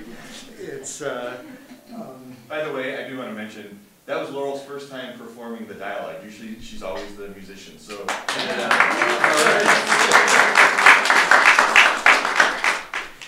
and yeah, there's did you want to Josh, say anything about Harry or this particular Modern Love story? Well, I mean, because this is the one that you came through for us. Yeah, well, Tommy actually is the one who owns the original of this. Well, you, the team. So he, I helped in telling him he should scan it for yeah, so Tommy and Josh have come through so many times with the EC stuff, especially with original scans, because there's a lot of reprints out there, but the original stuff, the colors are awesome.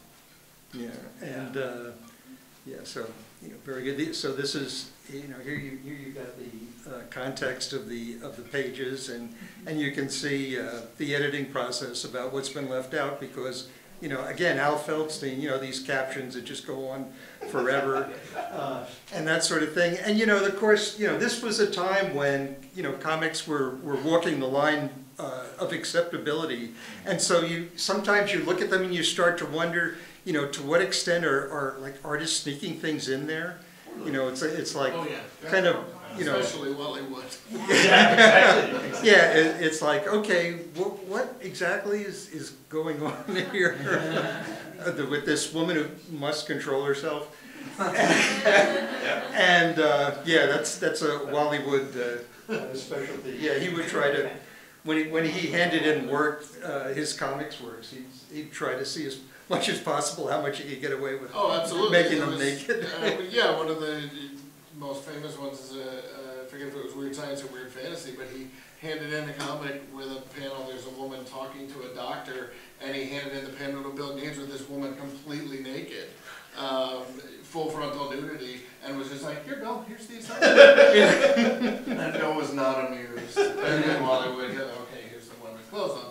But yeah, he loved that stuff. Oh yeah. And trying to, push the envelope as much as he could. Right. You'll see Wally Wood panels where clearly he drew a naked woman and then he just puts a line right above her breasts. Exactly. And now she's blown, right? I wonder, are any of those?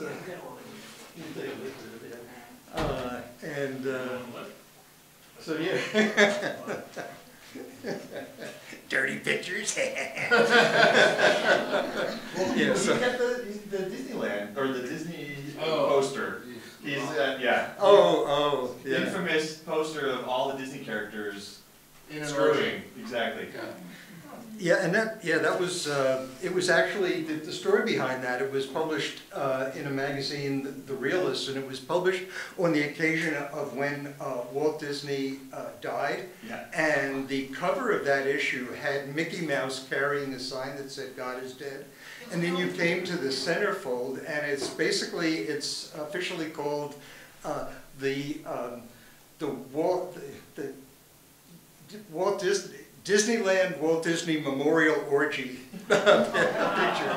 And it was blown up and sold on its own as a poster, but basically it was, Mickey shooting up heroin and just, all the animals with every other kind of, so getting the Hollywood hero of comics. Yes, Hollywood, Yes. And one of the things that I found fun about this particular was the naming. It's like, here was a woman who started out as the Marion kind, so they call her Marion, right? And then, but Turner, because, right, she's going to, turn to Melody. And then still Melody Turner because she turns back to, but you can see, you'll never be Melody Turner again. It's like you're not going to sing anymore. You're just going to be married. I mean, this is, so authentically and horribly that whole kind of "Make America Great Again" attitude. Yeah, you had a comment. I have a question. Yeah. What do you all think the cultural relevance is to all of the women only being able to work in the arts or in the arts entertainment like that? Yeah, what? That was, the arts or teaching or something like that, or nurses. I don't know if there's any cultural relevance there. I think it was just the culture at the time. I think consistently still probably the most liberal-minded of industries you could work in. Well, yeah, absolutely. I can't. Yes, totally. I can't comment on why that was the case, why it started that way. But yeah, I think you see it all throughout. Novels from the '50s, movies from the '50s. There are only so many jobs for women, and I think this was more glamorous. I think, that maybe this is a job that the writers thought would keep women not married. It's easy to be a nurse and then give that up, but giving up stardom. Yeah. Right. Well, you see it over and over again in comics in the '50s. Will she give up her, whatever she's doing? Yeah.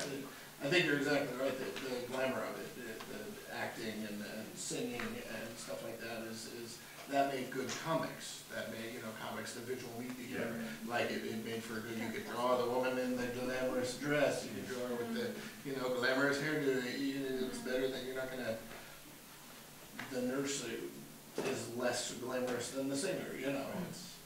Yeah, and it's still. But I take a little side note though, and thank Nicole. Nicole has to leave. Thank you, Nicole. Thank you so much.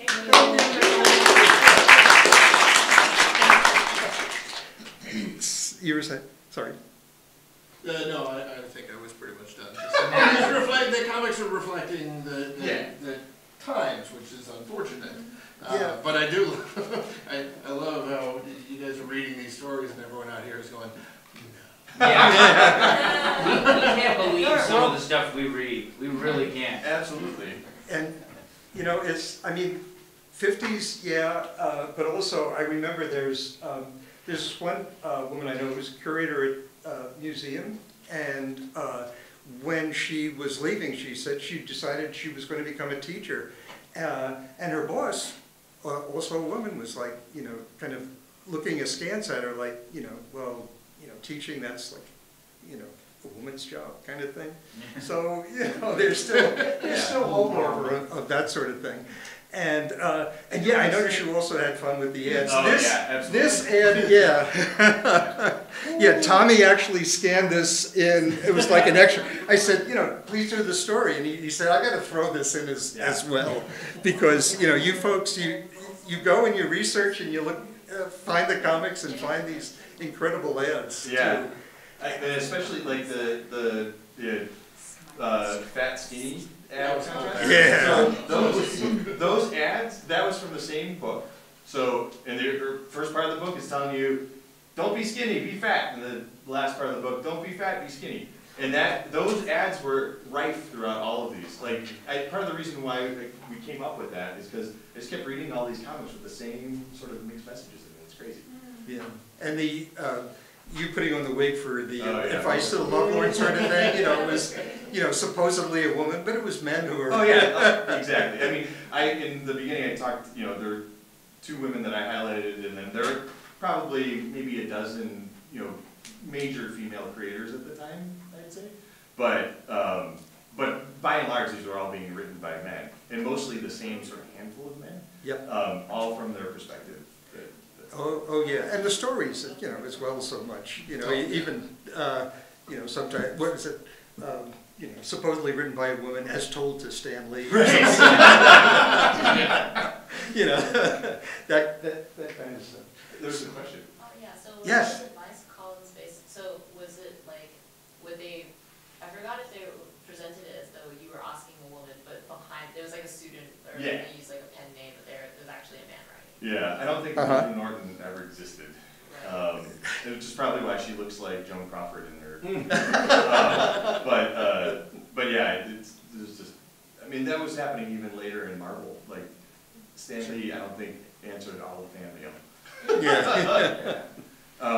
One thing though about this, I have to say, which is great about these comics, and I'm glad we're doing this in school, is that they really are really intimate entry points into the mores of the time period. Because they were, they're by maybe 6 to 8 pages, and a lot has to be crammed into them, or you have to be really succinct. So you've got to take all of the sort of trope characteristics of the character because you don't have a lot of exposition, basically. Yeah.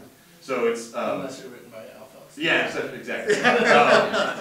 But I just think they're really great time capsules, and they're really excellent research pieces into really seeing how totally insane this was. And on top of that, because these were mostly done by men in bullpens of other men, this was kind of like the banter of guys getting together talking about girls and what's the this is the outgrowth of that. Right. Yeah, and they're all the longshoremen men. Yeah, right. Like that in there. And it's it's good to when you were talking about the idea of not just looking at the because sometimes you get the reprints where they just show the comics, but to actually where they just show the stories. But that you do that kind of deep dive in where it's like, oh yeah, and also the ads, and oh yeah, also the letters and that sort of thing. Mm-hmm. And it really enriches and livens, and from a historical standpoint, certainly. And let's say I'm Matt Baker, and if you're wondering about that banner on the top, this was 1954. So does that make sense to any people who know their United States history about what was going on in the early 1950s? That was all about. That was the Korean War, basically. So that's what that is all about. But yeah, this is a Matt Baker cover, and yeah, the Masquerade Marriage being duped by the whatever. Aren't they drawn so innocently though? Yeah. Right. Also, they look way older than any teenagers. They do. Yeah. These are Grease teenagers. Right out high. Question over here. So were all of these romance comics were all written by men? Not all of them. Lily Renee actually wrote some and then illustrated a bunch. And there were a few women writers, but for EC Comics? Yeah. For EC Comics, yeah. Lily Renee wrote for EC Comics? No, she wrote for... So all the EC Comics were all written by men, right? Oh yeah, and I just, speaking of Lily Renee, I want to mention, this is as a side note, we'll get back to you in a second, it's just that, any of you have people familiar with the Eisner Awards? Anybody heard of them? Okay, some of them. So basically, the day after the Eisners, which is the day after the Oscars, which is the Eisner Awards of the movies. I'm one of the 6 judges this year for the Eisner Awards, and what we do is we have, there's all kinds of stuff I can't talk about because we're still going through the process, but the one thing that was announced there are 6 Hall of Fame people. 2 of them, we as the 6 judges got to decide, and then there is also about 14 people that comics professionals get to pick and choose, which ones they want to vote for. So it gets narrowed down to 4. So there's our 2 and then 4 decided by the pros. And one of them, I'm really happy to say, is Lily Renee. So, and it's also because she's like 98 or something like that. I mean, it would just, in addition to the fact that she did, pardon me? Yeah, that she would, possibly, I would hope, be able to, to get that Hall of Fame award if she is, comes out in the top 4. So just a little plug for Lily. But any of you have any other comments on what was going on in this story? This is, we've got, everybody chuckled with this one, right? Getting on the ball. And I'm glad we can't see that while we're reading. Right. That sort of thing. That the tragedies of. And now another. This is Matt Baker just did the cover on the Dick story, and you can see it's illustrating the Dick story. And in fact, this was what was being read. In case you couldn't read it in the back rows, this is actually what the 2 girls in the background were talking about.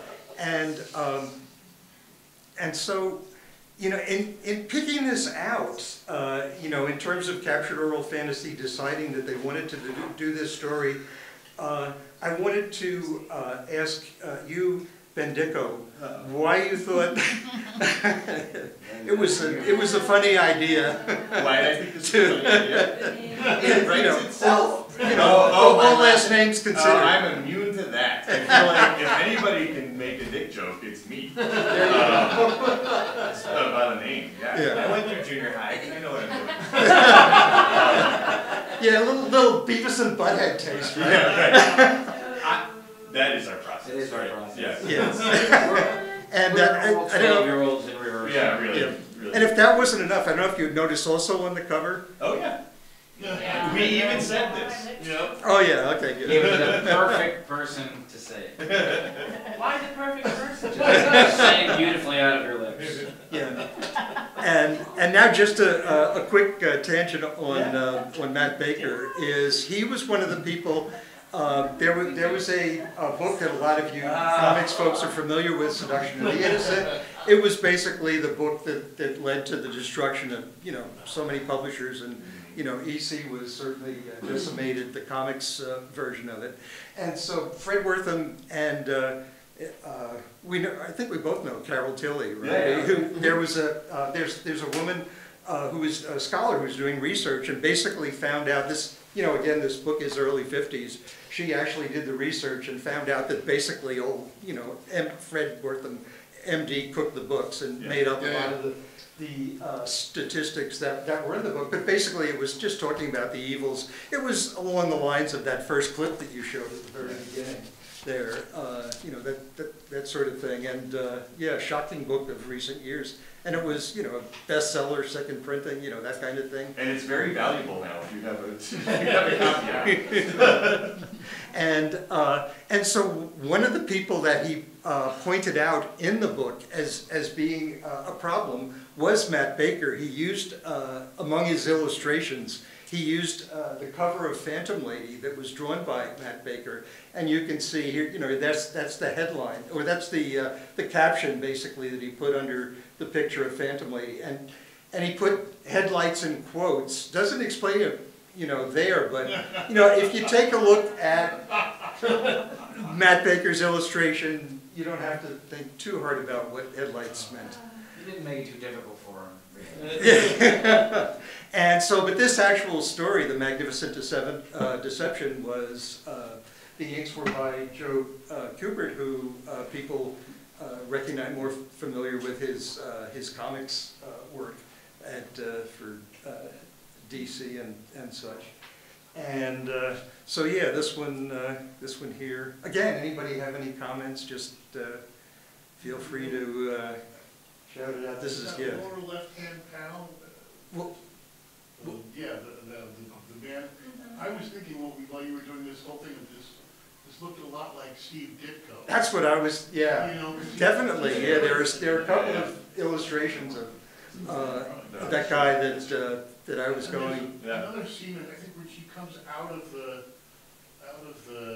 you know, coma or whatever it was. It had you know, like that sort of cross hatching that looks like the weird stuff you see in the background of Doctor Strange. Oh yeah, this sure. This little early '50s psychedelic stuff. Yeah, that was the kind of stuff that Ditko was doing before he got into Doctor Strange in the 1950s. Yeah, he had some definitely had some pre-psychedelic cartooning going on there. Great anesthesiology. Kirby Simon. Was he an inker for Kirby Simon? I don't know. I think it's a great question. I feel like, though, he was too young.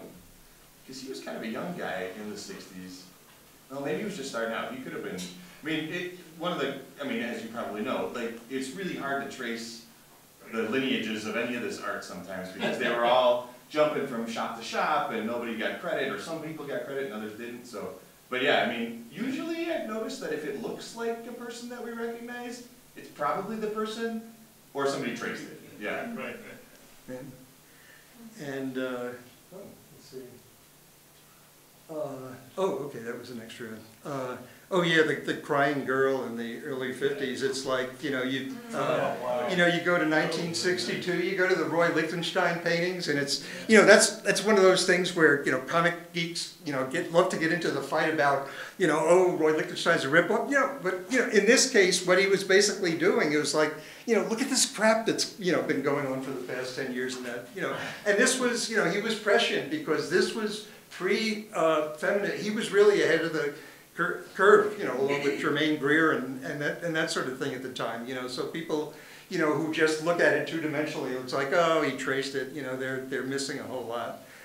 Anyway, there's another Ditko panel, that one in the middle. Like Mr. Right? Well, and these layouts are also really interesting too, because if you notice, the earlier stories are all like 2-2-2 frames that are all the same size, and in this story especially, you've got like a lot of these long panels. You got a circular panel on the page right before this, and this is when they were starting to get, you know, more experimental and saying we you know, we don't make it fine by the, you know, 3 across or 2 across and everything the same size. Right, to make her getting up out of the bed more dramatic, you know, got the whole vertical. And the panel with the snake on the page before this. Right. That's, you know, this huge rear-end horse is much more interesting in a tall panel. Yeah. And let's see, and then the last one, oh, that was the Wally Wood story. And the book is being passed around. Yeah, he preferred Woody, and and whenever he could, he'd sign his name on a piece of wood. You know, you know, so he'd do that that sort of thing. And then this is one of the books. I don't know if this is in the library or not, but it 2-volume set. Yeah, 2-volume set. So this transformation completed, and as this story was going along, again, Al Feldstein, just look at all that, you know, half of the page is just his lettering is long-winded. How many people guessed, like, around, you know, the second page that, okay, I know what's going to happen at the end? Yeah, everybody, it's like, yeah, they were telegraphing the shock ending on that one, weren't they? It's true, but you got to remember, in 1951, it was less of a telegraph. No one expected that to happen. Right. mean, we were talking about how comics are reflecting the social mores of the time. But, you know, yeah, I'm a little biased, right? But, but EC was very forward-thinking. This is, I would wager this is the first trans couple you ever see in an American comic book, right? And in a later issue of one of the science fiction comic books, you've got the first same-sex couple I think you ever saw in a comic book. It's a little weird and sci-fi because a man literally divides like a cell and then becomes a couple with his own divided self. Very sci-fi, but still, it's the first example, I would say, I would imagine, of a same-sex couple in a mainstream American comic book. So EC was really like pushing stuff. They reflected the social mores, but then they also went, but life's more interesting than the social mores. Right, very good. Yeah, and it was like, you know, when I saw the panel blown, it's like, you know, there's this great, you know, Woody did this great illustration of the woman, kind of a, you know, Frank Frazetta, Al Williamson-ish. But then you look at the back because, you know, he was, this, as an artist, he was hit and miss a whole bunch. It's like, you know, that woman on the other end of the telephone, her, you know, her arm is just really, you know, he would, yeah. Woody did a lot of sloppy work too. You got to give him something or other for that. And yeah, and so, you know, it was good to wrap it up with this panel. I was just admiring how Terry really makes a good Elvis, doesn't he? Yeah. So yeah, let me. Good Lord. Let's see. Any other comments, questions? Anything's open for? Good. So I was just curious about. So you mentioned that like by the 1950s, like half of comic readers were female at that time, especially for the love comics, right? Like it was largely read by women over men. I was wondering about a little bit more about like what kind of age group or like demographics of women were reading these comics, because the one that was the story that essentially had like those two girls are essentially like raped and like assaulted and all that. Like it almost felt like one of those like warning stories for young girls, like you know, don't follow like strange older dudes. So I was wondering if like it was like young girls who were like picking up the comics and then they were trying to like and stuff, or if it was like older women fantasizing. So age-wise, well, you got so it's half of adult readers of comics. So at the time, I don't know, adults I think made up around half of all comics readers, so then half of that was women, which is a staggering amount when you think about it now. And you know, there were, I think, 100 million comics being bought per month at the time. Yeah, the 1950s was the highest circulation of comics. So you had all kinds of people picking these things up, kids and adults. I think these were being written for adults, like young, maybe early 20s, late teens kind of thing, as they were starting to age. Actually, thinking about the comics industry is really interesting to think about ages, right? So the guys who are predominantly creating this went through World War II. You do have there's a lot of war stuff going on in the background, a lot of GI stories and things like that, a lot of them kind of working out and stuff. And then, so they got comic books given to them for free during the war, so they were already comic fans. Also, they were the kids of Superman in the 30s, right? So they grew up, they were the first generation of comic book people. So now in the late 40s, early 50s, they're all sort of in their mid to late 20s, kind of in their career, maybe around early 30s. So the readers are just behind them. So they're going to be sort of late teens, early 20s, as far as the adult readership, and then some mid-20s, and then definitely the kids. Go ahead. So I was just going to say, definitely the kids. I can't say if that is a warning story or not, or if it was just like a salacious pulp story that he was trying to write.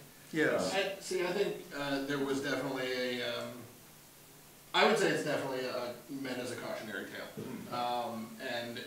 but it is a cautionary tale from a male perspective, saying, but this is what it's like to be a woman, so look out. So it's a very flawed cautionary tale, but they were trying to do something. I don't think, a story like that, well, not that, but the story you were asking about, I think is definitely not meant simply to be salacious, because you can also tell when you go to this, I mean, there's a buttload of romance comics from from the late 40s, from the 50s, all that. And you can tell when they were just phoning it, trying to do a salacious story because they thought it would sell. They were just putting headlights on the cover. They were just, you know. Right. But some guys actually had, you know, their approach may be flawed, but their agenda was a little more sincere. Well, you know. Sometimes a lot more sincere, like with the EC, where they would call certain EC comics preachies. Absolutely. Because it's like, sure. You know, Well, here's that's a whole different. Yeah, that's very Like intentional. Yeah. Those are not romance comics. Those are the ones that are, you know, EC just went and full bore towards racism and sexism and all that stuff in the preachies. And something to keep in mind also, it's like, you know, when in 1938, you know, the Superman, you know, suddenly it's like, you know, here, comic books, and the superheroes were big hit, you know, all during World War II. So figure 1945, you know, this is, you know, Captain America has been punching out Adolf for quite a while. And after the war, there was not such a urgency, you know, to have superheroes saving the world, and so there was actually a big, you know, there was a decline in superheroes, and it was replaced by the rise of crime comics. Yeah, the crime comics, for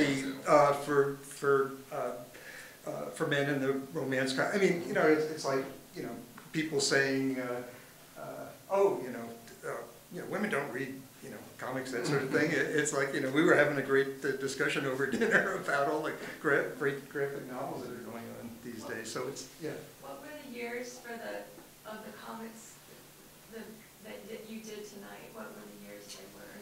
The first one was 49. Right.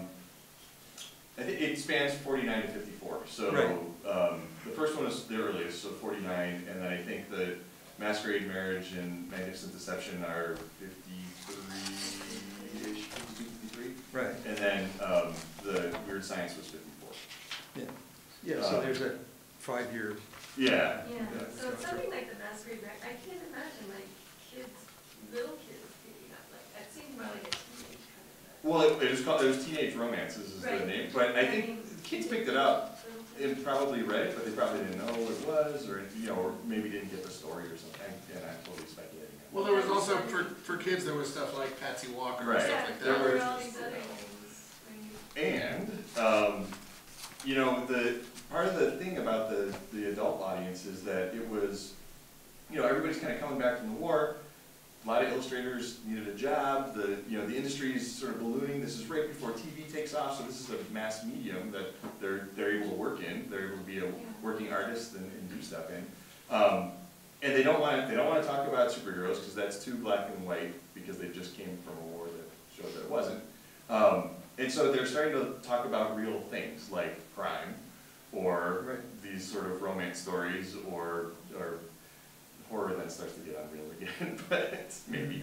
Yeah, well, horror, that's all tied in with, you know, yeah, nuclear explosion, you know, the test and the H-bomb and the rest of it, Yeah. so. And you didn't touch on the horror stories that were also romance stories. Well, right. That was almost, we were almost going to do like Thing from the Grave, which is a romance story. Absolutely. It just, you know, the corpse comes out and, you know, or no, what's the other? Oh, Reunion. Where she makes out with the corpse. Absolutely. Like, makes out. Yeah.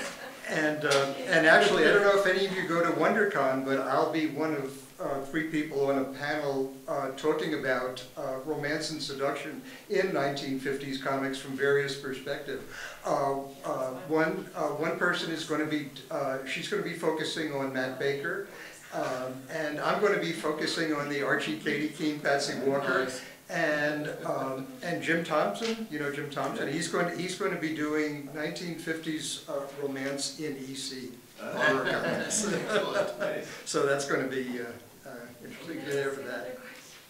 I guess where my question was trying to go was like, it seems like these romance were definitely directed toward women, and it seemed like mostly teen, later 20s women.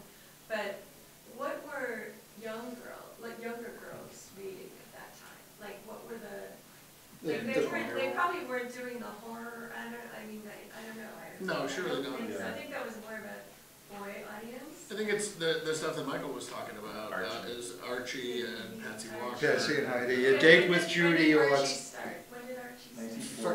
Yeah, 40. In Pep Comics. I remember Archie's as a kid, like, Yeah. you know, when I was a kid in the 50s, Right. it was Little Lulu, Little Audrey, it was Little Dot.